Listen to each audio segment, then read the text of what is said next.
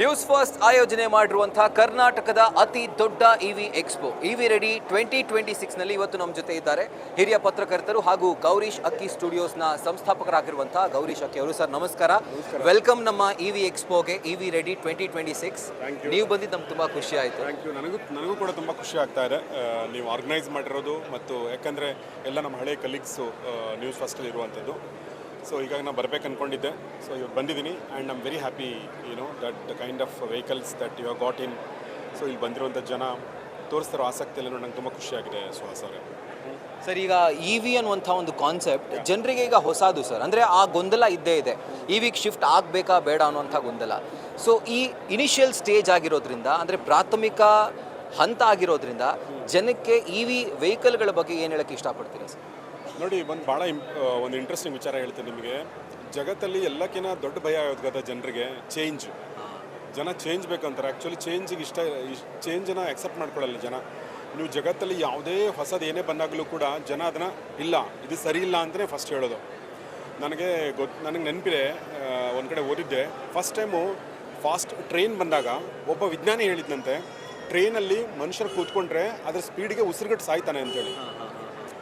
ಯೋಚನೆ ಮಾಡಿ ನೀವು, ಇವತ್ತು ಹೆಂಗೆ ಬುಲೆಟ್ ಟ್ರೈನ್ಗಳಿದೆ, ಯಾವ ಥರದ್ದು ಸ್ಪೀಡ್ ಇದೆ ನಿಮ್ಗೆ ಗೊತ್ತು.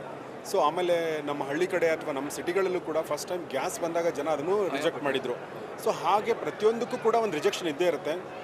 ಬಟ್ ಕಾಲಕ್ಕೆ ತಕ್ಕಂತೆ ಹೆಜ್ಜೆ ಹಾಕೋದು ಭಾಳ ಮುಖ್ಯ ಆಗುತ್ತೆ. ಎಸ್ಪೆಷಲಿ ಎನ್ವಿರಾನ್ಮೆಂಟ್ ಫ್ರೆಂಡ್ಲಿ ಅನ್ನೋದು ಇರುತ್ತಲ್ಲ ಕಾನ್ಸೆಪ್ಟು, ಅದು ಬಂದಾಗ ನಾವು ಮುಕ್ತ ಮನಸ್ಸಿನಿಂದ ನೋಡೋದು ಭಾಳ ಮುಖ್ಯ ಆಗುತ್ತೆ. ಹೀಗಾಗಿ ಒಂದು ಸಣ್ಣ ರಿಜೆಕ್ಷನ್ನು, ಒಂದು ಸಣ್ಣ ಹೆಸಿಟೇಷನ್ ಇದ್ದೇ ಇರುತ್ತೆ. ಬಟ್ ಆ ಹೆಸಿಟೇಷನ್ ಯಾಕಿರುತ್ತೆ, ಬೇರೆ ಬೇರೆ ಕಾರಣಗಳಿರ್ತಾವೆ. ಬಟ್ ಇಂಥ ಒಂದು ನ್ಯೂಸ್ ಫಸ್ಟ್ ಅಂತ ಒಂದು ನ್ಯೂಸ್ ಸಂಸ್ಥೆ ಇದೊಂದು ಎಕ್ಸ್ಪೋ ಮಾಡೋದ್ರಿಂದ ಆ ಒಂದು ಹೆಸಿಟೇಷನ್ಗೆ ಇರುವ ಕಾರಣಗಳಿರ್ತಾವಲ್ವ, ಅಪನಂಬಿಕೆ ಅದು ದೂರ ಆಗುತ್ತೆ. ಸೊ ಇಲ್ಲಿ ಬಂದು ನೋಡ್ತಾರೆ, ಎಕ್ಸ್ಪ್ಲೋರ್ ಮಾಡ್ತಾರೆ, ಮಾತಾಡ್ತಾರೆ, ಡೌಟ್ಗಳನ್ನ ಕ್ಲಿಯರ್ ಮಾಡ್ಕೋತಾರೆ, ಆವಾಗ ಅದು ಅಕ್ಸೆಪ್ಟ್ ಮಾಡ್ಕೊಳ್ಳೋಕ್ಕೆ ಸಾಧ್ಯ ಆಗುತ್ತೆ. ಸೊ ಹೀಗಾಗಿ ಇಟ್ಸ್ ವೆರಿ ಗುಡ್. ಸೊ ಈಗ ಸರ್, ನಾವು ಗಾಡಿ ಇ ವಿಯಲ್ಲಿ ಬರುತ್ತೆ ಅಂತ ಯೋಚನೆ ಮಾಡಿಕೊಂಡಾಗಲೇ ಅದಾಗುತ್ತಾ, ಸಾಧ್ಯನಾ ಅನ್ನುವಂಥ ಒಂದು ಪ್ರಶ್ನೆ ಇತ್ತು. ಬಟ್ ಇವಾಗ ಸೂಪರ್ ಬೈಕ್ಗಳು ಕೂಡ ಇ ವಿಯಲ್ಲಿ ಬಂದಿರುವಂಥದ್ದು. So change is the only constant ಅಂತ ಹೇಳೋ ಥರ. ಸೊ ಎಲ್ಲವೂ ಕೂಡ ಈಗ ಮಾಡಿಫೈ ಆಗ್ತಾ ಇದೆ, ಇ ವಿಗೆ ಹೋಗ್ತಾ ಇದೆ. ಸೊ ನಮ್ಮ ಎಕ್ಸ್ಪೋ ಆ ನಿಟ್ಟಿನಲ್ಲೇ ಆಯೋಜನೆ ಆಗಿರುವಂಥದ್ದು, ಜನರಿಗೆ ಇ ವಿ ಬಗ್ಗೆ ಒಂದು ಜಾಗೃತಿಯನ್ನು ಮೂಡಿಸಲಿಕ್ಕೆ. ನಮ್ಮ ಎಕ್ಸ್ಪೋ ಬಗ್ಗೆ ಹೇಳಿ ಸರ್. ಎಕ್ಸ್ಪೋ ನಾನು ನೋಡಿದೆ, ಇಲ್ಲಿ ಎಲ್ಲ ಮಲ್ಟಿನ್ಯಾಷನಲ್ ಕಂಪನಿಗಳು, ಅಂದರೆ ಬೇರೆ ದೇಶದ ಕಂಪನಿಗಳು ಇದೆ, ಬೆಂಗಳೂರು ಕಂಪನಿಗಳಿದೆ, ನಮ್ಮ ಭಾರತ ದೇಶದ ಕಂಪನಿಗಳಿದೆ, ಮತ್ತು ವೆರೈಟಿ ಇದೆ. ನಾವು ವೆಹಿಕಲ್ ಅಂದ ತಕ್ಷಣ ಕಾರ್ ಅಷ್ಟೇ.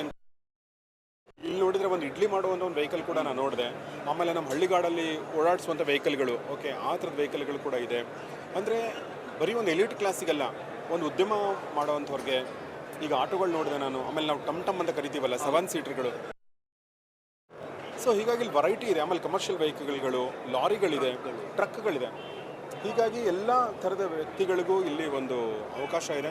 ಹೀಗಾಗಿ ಎಲ್ಲರೂ ಬಂದು ಇದನ್ನು ನೋಡಿ ಎಕ್ಸ್ಪ್ಲೋರ್ ಮಾಡೋದ್ರಲ್ಲಿ ಏನೂ ತಪ್ಪಿಲ್ಲ. ಮತ್ತು ನಿಮ್ಮ ಮಕ್ಕಳಿಗೆ ತೋರಿಸಿ, ಓಕೆ, ಈ ಥರ ಎಲ್ಲ ನಿಮ್ಮ ಫ್ಯಾಮಿಲಿಗೆ ಒಂದು ಒಳ್ಳೆ ವೆಹಿಕಲ್ ಕೊಡೋಕ್ಕೆ ನಿಮಗೆ ನಿರ್ಧಾರ ಮಾಡೋಕ್ಕೆ ಈಸಿ ಆಗುತ್ತೆ.